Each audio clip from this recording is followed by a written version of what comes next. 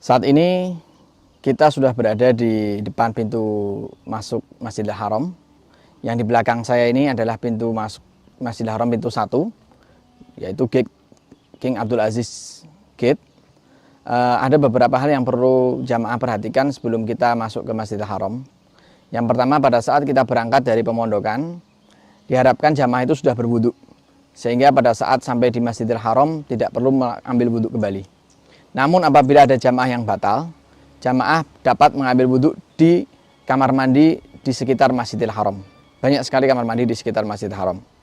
Yang kedua, tolong mengingat lokasi hotel atau pemondokan jamaah. Karena ini sangat penting pada saat kita pulang nanti dari Masjidil Haram setelah kita melaksanakan ibadah, jamaah tidak kebingungan mencari di mana letak hotelnya. Kemudian yang berikutnya adalah jangan lupa memakai tanda pengenal. Kita biasanya dibagikan oleh pemerintah, itu adalah tanda pengenal seperti ini, gelang haji. Tolong untuk dipakai kemanapun jamaah keluar dari hotel. Dan juga identitas yang lain seperti ID card. Tolong dipakai kemanapun jamaah keluar dari hotel. Yang selanjutnya yang perlu diperhatikan adalah bis. Bis atau transportasi yang mengangkut jamaah ke Masjidil Haram. Untuk dihafalkan nomor bisnya dan juga warna bisnya. Karena setiap nomor dan warna bis ini akan membawa jamaah ke penginapan yang berbeda. Jadi dihafalkan supaya nanti pada saat kita pulang, kita tidak lagi kebingungan mencari kemana arah bis yang akan kita tuju. Yang selanjutnya yang perlu kita perhatikan adalah pintu Masjidil Haram ini ada sangat banyak sekali. Ada 79 pintu masuk Masjidil Haram. Sehingga jamaah perlu kan pintunya masuk. Misalkan dari yang saya ini, di belakang saya ini adalah pintu 1, dihafalkan pintu satunya, nama pintunya apa, warnanya apa, kalau perlu difoto. Sehingga nanti pada saat kita keluar, itu kita tidak kebingungan lagi mencari di mana pintu yang kita mau keluar. Kemudian pada saat kita masuk ke Masjidil Haram, itu kita tidak diperbolehkan menggunakan sandal. Sehingga ada baiknya jamaah membawa tas sandal. Yang selanjutnya bisa juga membawa botol minum. Karena botol minum ini nanti bisa diisi dengan air zam-zam selama berada di Masjidil Haram. Dan air zam-zam ini nanti bisa dibawa pulang untuk diminum di pemondokan. Kemudian setelah itu jamaah juga memperhatikan waktu-waktu untuk masuk Masjidil Haram. Tidak semua waktu bisa kita masuk ke Masjidil Haram. Karena Masjidil Haram ini biasanya ditutup 1 sampai 1,5 jam sebelum azan. Jadi perlu diperhatikan 1 jam atau 1,5 jam sebelumnya sudah masuk ke Masjidil Haram. Agar kita bisa masuk ke dalam. Karena kalau sudah ditutup, kita akan sholat di pelataran Masjidil Haram. Tidak bisa sholat di dalam Masjidil Haram kalau masjidnya sudah ditutup. Mungkin itu, dan selanjutnya kita bisa langsung untuk melaksanakan ibadah umroh. Untuk penjelasan mengenai umroh akan dijelaskan oleh Ustadz Ahmad. Ya Bapak Ibu yang dirahmati Allah, Dhul Rahman yang berbahagia. Alhamdulillah kita sekarang ini sudah ada di depan Masjidil Haram. Setelah kita melaksanakan ihram untuk umrah, sekarang kita akan melaksanakan rukun-rukun dari umrah yang selanjutnya, yaitu tawaf, sa'i, dan kemudian nanti akan kita tutup dengan tahallul. Begitu kita sampai di depan Masjidil Haram, maka talbiyah yang kita kumandangkan dari mulai kita ihram sampai di depan Masjidil Haram ini kita berhenti mengumandangkan talbiyah. Kemudian kita bersiap-siap untuk masuk ke Masjidil Haram. Mari kita masuk menuju Masjidil Haram dengan adab-adab yang diajarkan oleh Rasulullah SAW. Kita awali dengan membaca doa masuk masjid. Bismillahirrahmanirrahim. Allahumma salli ala Muhammad wa ala ali Muhammad. Allahumma gfirli dhunubi waftahli abwaba rahmatik. Kemudian kita lepas kaki kiri kita letakkan di atas sandal. Kemudian kita lepas kaki kanan, kita melangkah ke dalam. Ya. Kemudian sandal kita ambil. Sandal kita ambil, kita masukkan ke dalam tas yang disediakan. Supaya sandal kita aman dan kita selama menjalankan ibadah tidak terganggu fokusnya. Sandal bisa kita letakkan di rak yang disediakan atau juga bisa kita bawa selama kita melaksanakan tawaf dan sa'i. Begitu kita sudah sampai di dalam masjid, ketika kita melihat Ka'bah pertama kali, kita disunahkan untuk membaca doa, yaitu Bismillahirrahmanirrahim. Allahumma zid hadzal baita tashrifan wa taqdiman wa mahabatan wa zid man syarrafahu wa karramahu mimman hajjahu aw tamarahu takriman wa tashrifan wa birran. Kemudian kita turun, ini kita masuk lewat pintu Bab Abdul Aziz, kita turun, kemudian langsung menuju ke Ka'bah, kita mengarah ke sudut Hajar Aswad, di mana kita akan memulai tawaf dari titik tersebut. Ya. Dan ini ada di depan kita adalah Ka'bah, sudah tampak. Sebelum kita melaksanakan tawaf, perlu diperhatikan bahwa orang melaksanakan tawaf itu harus dalam keadaan suci. Ya, sekali lagi, orang melaksanakan tawaf itu harus dalam keadaan suci. Ya.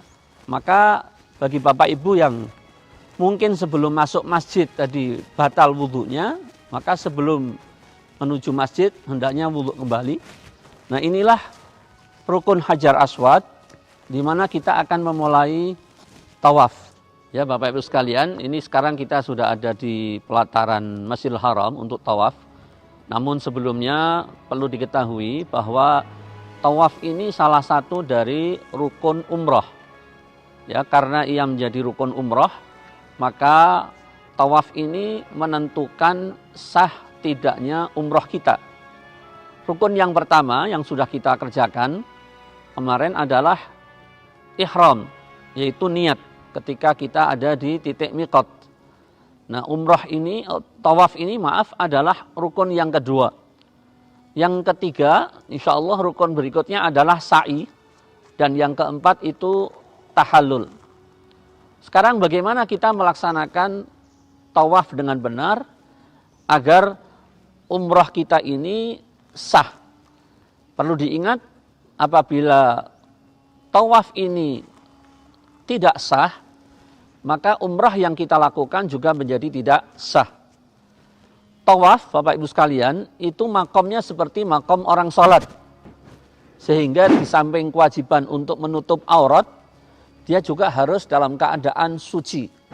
Suci dari hadas, suci dari najis, baik badan, pakaian maupun tempatnya. Nah, Bapak Ibu tadi sudah wudhu, sekarang sudah dalam keadaan suci. Kemudian untuk sahnya tawaf, tawaf itu harus dimulai dari sisi Hajar Aswad atau rukun atau sudut Hajar Aswad. Tawaf dimulai dan berakhir dari titik itu. Apabila tawaf itu tidak dimulai dari sudut Hajar Aswad, maka meskipun kita mengelilingi Ka'bah, kita tidak disebut dengan tawaf.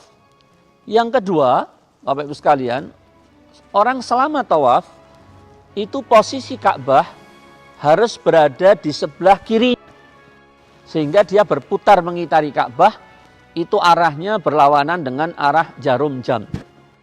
Sepanjang dan selama ia tawaf, dia harus selalu menjaga agar Ka'bah itu ada di sisinya. Ya, jangan lupa Bapak Ibu sekalian, ada satu sunnah yang harus dikerjakan untuk bapak-bapak selama dia tawaf, itu pakaian ihramnya selama tawaf dari awal sampai akhir dipakai dengan ittiba, yaitu dengan cara membuka bahu kanannya, ya, membuka bahu kanannya begini, ya, terus sampai pada putaran yang ketujuh. Nanti selesai tawaf, baru pakaian itu ditutup kembali. Kemudian untuk memulai tawaf, apabila kondisi dan keadaannya memungkinkan, maka kita bisa langsung menuju ke arah Hajar Aswad, kemudian kita mencium Hajar Aswad. Tetapi kalau keadaan itu tidak memungkinkan untuk menciumnya, kita disunahkan untuk mengusapnya saja. Namun barangkali karena kepadatan bisa juga tidak bisa kita mencium, tidak kita mengusap, maka kita mulai tawaf dari kejauhan dengan cara melakukan istilam, yaitu telapak tangan kanan kita angkat, kita arahkan ke rukun Hajar Aswad, kemudian kita baca Bismillahi Allahu Akbar. Dari titik pertama ini sampai nanti kembali ke titik ini, itu dihitung 1 putaran. Tetapi jangan lupa, selama kita melaksanakan tawaf, kita tidak boleh masuk ke dalam ruang yang disebut dengan Hijr Ismail, yang ditandai dengan dinding yang setengah lingkaran itu. Karena Nabi mengatakan bahwa Hijr Ismail itu adalah bagian dari Ka'bah. Kalau dalam tawaf kita masuk ke dalam Hijr Ismail, maka tawaf kita batal. Maka sekali lagi dihati-hati, diperhatikan, jangan sampai selama kita tawaf kita menoleh ke belakang, sehingga Ka'bah itu letaknya di sebelah kanan kita, atau kita menerobos masuk lewat Hijr Ismail, sehingga tawaf kita menjadi batal. Selama kita melaksanakan ibadah tawaf, 7 putaran itu tidak ada satu doa pun yang diharuskan kita membaca doa tersebut, kecuali ada satu doa yang disunahkan untuk kita baca, yaitu ketika kita melalui rukun Yamani sampai dengan Hajar Aswad, kita baca doa Rabbana atina fid dunya hasanah wa fil akhirati hasanah wa qina adzabannar. Apabila dalam putaran tawaf itu, di tengah-tengah kita tawaf, toharoh kita, kesucian kita itu batal, misalnya karena kita mengeluarkan angin, maka tawaf kita harus dihentikan. Kemudian kita berwudu kembali, bertoharoh, lalu kita kembali ke tempat di mana titik kita batal tadi, kemudian kita lanjutkan sampai pada putaran terakhir. Begitu sampai pada putaran yang ke-7, kita sampai pada titik yang kita mulai tadi, kita kembali tetap setiap kita sampai di sini, kita melakukan istilam. Bismillahi Allahu Akbar. Termasuk pada akhir putaran ke-7. Baru setelah itu kita akan keluar meninggalkan arena tawaf atau matof. Setelah itu kita akan kerjakan salat sunnah tawaf. Ya, kita bisa mencari tempat di seluruh sekitar Ka'bah ini, itu bisa kita gunakan untuk salat sunnah tawaf. Hanya memang yang paling utama salat sunnah tawaf itu kita kerjakan dengan menjadikan makam Ibrahim itu letaknya antara kita dan Multazam atau pintu Ka'bah. Itu tempat yang paling utama. Salat sunnah tawaf ini dikerjakan secara sendiri-sendiri, tidak berjamaah. Disunahkan pada rakaat pertama setelah membaca suratul Fatihah, membaca surat Al-Kafirun, dan pada rakaat kedua setelah suratul Fatihah kita membaca surat Al-Ikhlas. Setelah itu kita dapat berdoa sesuai dengan hajat kita masing-masing dengan bahasa apa yang kita mampu. Yang bisa berdoa dengan bahasa Arab dipersilahkan dengan bahasa Arab. Yang tidak bisa dengan bahasa Arab bisa dengan bahasanya masing-masing. Yang penting doa itu mengungkapkan apa yang ada dalam hati kita ini dari berbagai macam keinginan-keinginan dan kebutuhan-kebutuhan kita kepada Allah Subhanahu wa Ta'ala. Setelah kita kemudian selesai melaksanakan sholat sunnah tawaf, kita berlanjut dengan melaksanakan rukun yang ketiga, yaitu sa'i.